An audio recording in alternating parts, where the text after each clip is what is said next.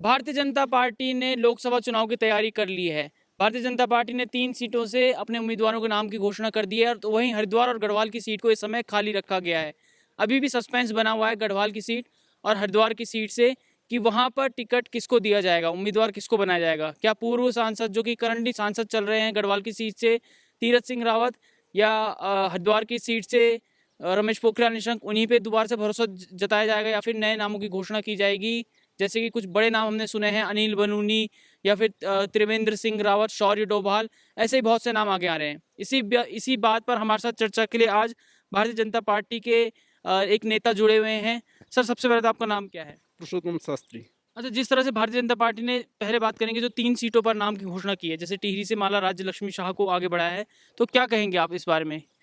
निश्चित ही भारतीय जनता पार्टी जो उत्तराखंड की 5 सीटें हैं, हम्म, पांचों सीटें जीतेगी इस समय और बड़े मार्जिन से जीतेगी। हम्म, जो वातावरण है इस समय पूरे देश में और जो पिछला रिकॉर्ड है शायद उसको भी तोड़ेगी इस समय। हम्म, और 3 सीटों पे उम्मीदवार घोषित कर दिए गए हैं। हम्म, महारानी जी टिहरी से, उनके प्रति जनता में एक बहुत बड़ी वो है, सहानुभूति रहती है हमेशा। और अजय टमटा जी अल्मोड़ा से और माननीय अजय अजय भट्ट जी नैनीताल से। हम्म।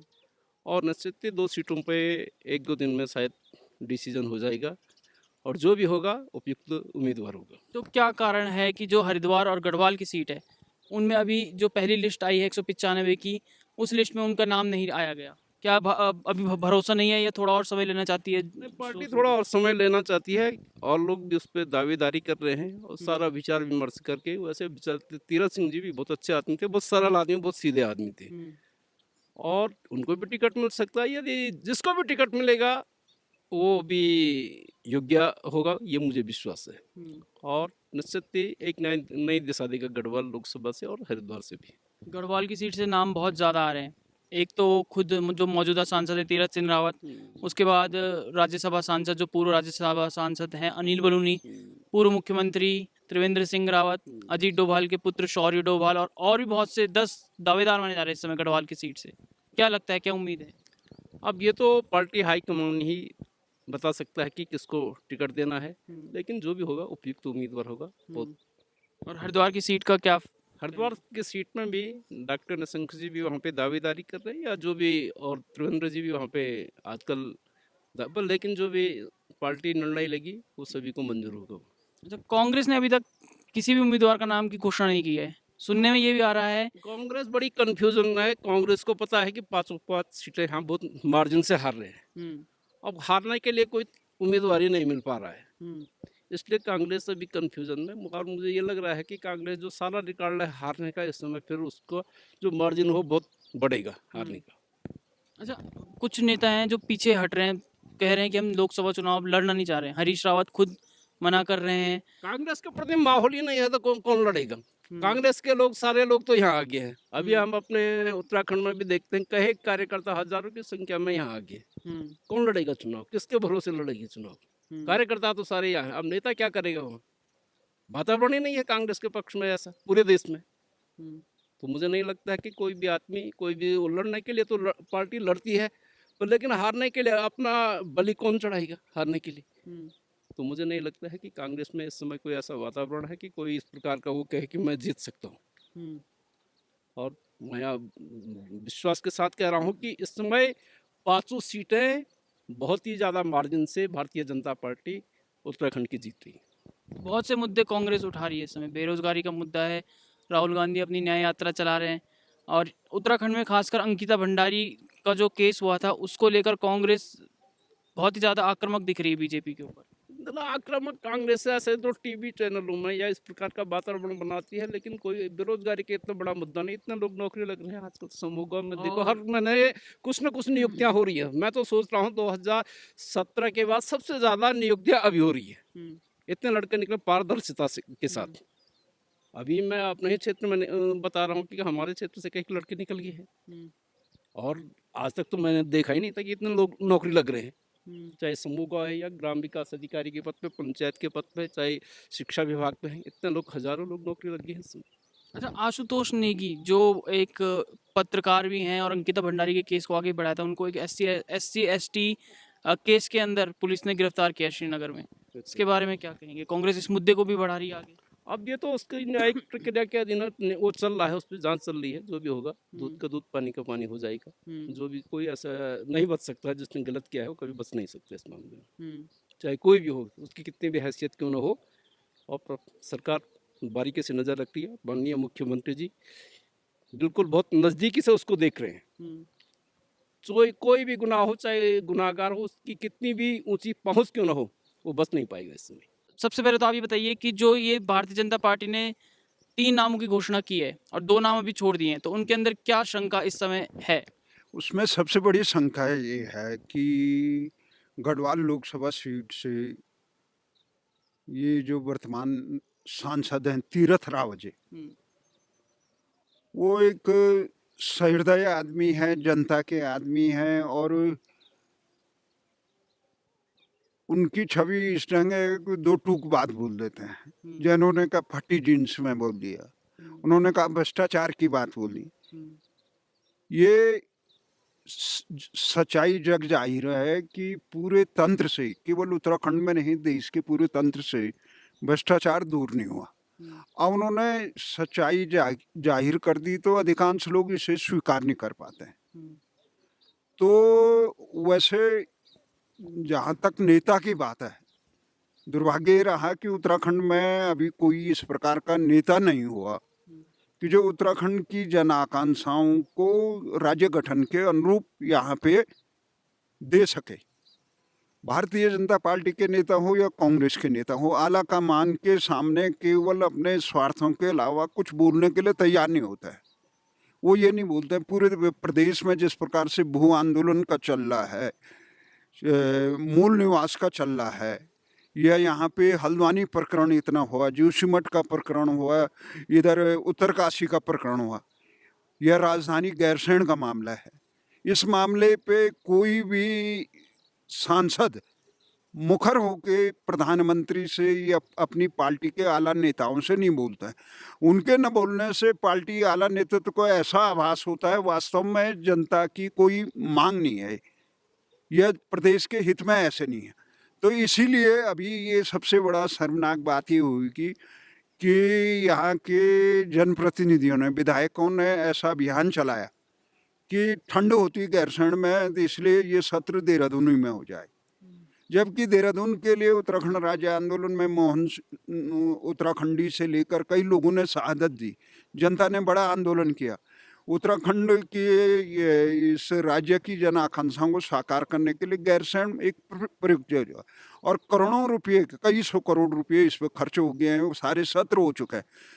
देश की रक्षा के लिए एक तरफ तो देश के सैनिक जिन्हें अग्निवीर बनाया जा रहा है, वो 5 ये लेह लद्दाख से लेकर सियाचिन में इतनी बर्फ में, ठंड माइनस से कई डिग्री नीचे में, वो देश की सुरक्षा में वो अपनी जान हथेली पर लेके, और हमारे जनप्रतिनिधि जिनको लाखों रुपये जो जनता की सेवा के नाम पे चुन के आते, वो गैरसैंण में जाने के लिए कह रहे ठंड लग रही। ठंड लग रही तो किसी ने चिट्ठी लिखी थी नहीं कि आप आइए, अगर आपका स्वास्थ्य योग्य नहीं है तो सेवा से मुक्त हुए। और जहाँ तक बात है कि गढ़वाल की संसद की, अभी नाम जो चर्चा में आ रहे हैं कि वो हमारे मित्र अनिल बलूनी जी, अनिल बलूनी, या ये आ रहे हैं कि डोभाल जी के लड़के आ जाएंगे या कोई और आ जाएगा। इस प्रकार के विभाग में यहाँ की जन सरोकारों से उनका अभी तक उन्होंने इस प्रकार से कोई न बात कही और न उनका सामाजिक दायरा रहा। यहाँ के लोगों के सुख दुख में शामिल होने में, खड़े होने में। हमारा ये मानना है कि जहाँ तक अनिल बलूनी का साथ, उनका स्वास्थ्य भी खराब है, और इतने बड़े भूभाग में ये जो कहाँ एक ये नीति माणा से लेकर नीचे कोटद्वार की तरफ तक और उधर रामनगर तक, इतना बड़ा जो संसदीय क्षेत्र है, बिहार है, जहाँ के कर्मचारी ही वहाँ जाने के लिए तैयार नहीं। जनप्रतिनिधि ही जो विधानसभा भवन बना है वहाँ जाने के लिए, वहाँ इस प्रकार से मुझे लगता है अनिल बलूनी राज्यसभा में भेजते तो वो बेहतर होता, क्योंकि उनकी पहुंच एक प्रधानमंत्री से है, भारतीय जनता पार्टी के चाणक्य गृह मंत्री अमित शाह से है, तो वो बहुत बेहतर रहता। वो अपने संबंधों का उत्तराखंड के हित में बहुत मजबूती से उठा सकते हैं। और दूसरा उनका सामाजिक दायरा बनाना चाहिए। यहाँ के लोगों के सुख दुख में केवल वो कभी कभार ट्वीट करते हैं, तो इससे हमें नहीं लगता है कि जो नाम उभर कर है, डोभाल जी का लड़का है, उन्हें भी राज्यसभा में रहना चाहिए। उनकी प्रतिभा राष्ट्रीय और अंतर्राष्ट्रीय क्षेत्र में जो चल रही है वो उनका नाम आना चाहिए। जहाँ तक ये हरिद्वार की बात है कि हरिद्वार में जो नाम आ रहा है, हरिद्वार में जो नाम आ रहा है, पार्टी के अंदर इतने गुटबाजी है। निशंक जी को सबसे बड़ा आश्चर्य है कि निशंक जी को मुख्यमंत्री पद से विवादों की वजह से हटाया गया था। और क्या कारण था कि क्या मजबूरी थी भारतीय जनता पार्टी की, उनके देश का शिक्षा मंत्री बनाया गया और फिर उनके विवाद के कारण या कुछ नेतृत्व की अपेक्षाओं में वो खरे नहीं उतरे, इसलिए उन्हें शिक्षा मंत्री पद से वहाँ से भी वो कर दिया। अब फिर हरिद्वार का चार्ज वो वहाँ पे वो कर रहे हैं, उधर से त्रिवेंद्र रावत करे। त्रिवेंद्र रावत अपने गृह जनपद जो पौड़ी है उनका, वहाँ रहते तो बेहतर है। टिहरी में तो और भी है, और जो वो भूतपूर्व मुख्यमंत्री रहेगी, ये दोनों नाम तो दोनों का है, मोदी जी के नाम पे लड़ेंगे। हमारा ये मानना है कि जिस प्रकार से भारतीय जनता पार्टी के नेता हैं, जो जनप्रतिनिधि होते हैं, वो मजबूती से महाराष्ट्र के नेता महाराष्ट्र के लोगों के मराठी आरक्षण के लिए मजबूती से खड़े होते हैं। और शर्मनाक बात है कि उत्तराखंड के इतने भूतपूर्व, वर्तमान और इतने नेता और वो हैं, वो कम से कम खड़े होने के लिए एक आवाज़, अंकिता भंडारी की आवाज़ उठाने वाले पत्रकार को एक मामले में जेल भेजने का शर्मनाक काम किए गए। तो ये प्रकरण जो हैं कि इससे जो अपेक्षाएं थी कि हिमाचल की तरह ये मजबूत राज्य बनेगा, परंतु यहाँ का सबसे बड़ा कमी है कि यहाँ के नेतृत्व में जो परमार की दृष्टिकोण था, जो यहाँ का वीरभद्र तक वहाँ के उन्होंने जिस मजबूती से भू कानून से लेकर हिमाचल के हितों के लिए खड़े होने का काम किया, इसका एक जीता जागता उदाहरण है कि जिस प्रकार से कांग्रेस ने वहाँ पे अपने पूर्ण बहुमत के 40 विधायकों के दम पर एक बाहरी प्रत्याशी को, वहाँ वकील मनोज सिंघवी को वहाँ पे थोपने की कोशिश की। हिमाचल के लोगों को, स्थानीय हितों को उन्होंने उसे परास्त करा दिया, हरा दिया। शर्मा एक संदेश दिया कि हिमाचल के हितों के लिए यहाँ का स्थानीय आदमी ही जाना चाहिए। और उत्तराखंड में ये नहीं, मुख्यमंत्री बना दिया तो बेचारा पहला मुख्यमंत्री बना दिया, उन्हें उत्तराखंड के हकूकों से यहाँ भले ही रहे हो, पर वो यहाँ के स्वाभिमान और जन भावनाओं के अनुरूप नहीं काम कर पाए। यह सबसे पहले ये काम करना था। तो इसलिए ये उठाने के लिए नहीं, जनप्रतिनिधि केवल वेतन लेने के लिए या वहाँ पे उनका चेहरे का नहीं, जिस प्रकार से मोदी जी ने ये कलंक दूर किया, ये सबसे बड़ा कि 450 सालों में जो बाबरी विदेशी आक्रांताओं ने एक कलंक लगाया था, उस कलंक को दूर करने का काम किया। और जिसमें कहते थे कि इतना बड़ा यहाँ पे वो होने वाला था, वो दूर नहीं कर पाए। वो दूर मोदी जी ने बहुत ही सुलझता से, बहुत न्यायपालिका से तालमेल बना के जिस प्रकार से उन्होंने न्याय पक्ष को रखा, विदेशी आक्रांताओं ने भारत के सम्मान को रोंदने के लिए जो बाबरी मस्जिद का जो कलंक लगाया था, वो राम जन्मभूमि पे उधर से मथुरा में लगा रखा है, काशी में लगा रखा है, तो उसको दूर हुआ। धारा 370 हटाने का काम किया। जनप्रतिनिधि से यही होता है, मान सम्मान और उसके हक हकूकों के लिए खड़ा रहे, जिसमें उत्तराखंड के तमाम ये जितने अब तक के भी ये 23 साल 24 साल के लिए ये बिल्कुल असफल है। और अभी मोदी जी से आशा है कि कम से कम ये उत्तराखंड की जनभावनाओं को समझें। जिस प्रकार से उन्होंने कहा कि बंगाल में ये उन्होंने जिसके महिलाओं के उत्पीड़न के खिलाफ बहुत मजबूती से आवाज़ उठाई भारतीय जनता पार्टी और केंद्र सरकार ने, हम उत्तराखंड वालों को भी आशा है, अंकिता भंडारी से लेकर कई इस प्रकार के जो है जो भारतीय जनता पार्टी, सत्तारूढ़ भारतीय जनता पार्टी के नेताओं पे कहीं ना कटघरे में खड़े करते हैं। जब वो पीड़ित की मांग उस सवाल उठाती है तो इनको खड़ा होना है। जनप्रतिनिधि केवल वेतन लेने के लिए, भत्ते लेने के लिए नहीं है और भाषण देने के लिए, वो काम करने के लिए होते हैं, तो समाज को दिशा देने के लिए। आज उत्तराखंड में ये पूरा इस प्रकार से बाहर के जो यहाँ घुसपैठ हो गई है, यहाँ घुसपैठ होकर यहाँ की जनसंख्या का पूरा चेहरा ही बदलने के लिए काबिल हो रहा है। जो मुगलिय सल्तनत के समय और अंग्रेजों के समय यहाँ पे ये भूभाग में इस प्रकार का अतिक्रमण नहीं हुआ, जो अतिक्रमण 23 साल में हुआ।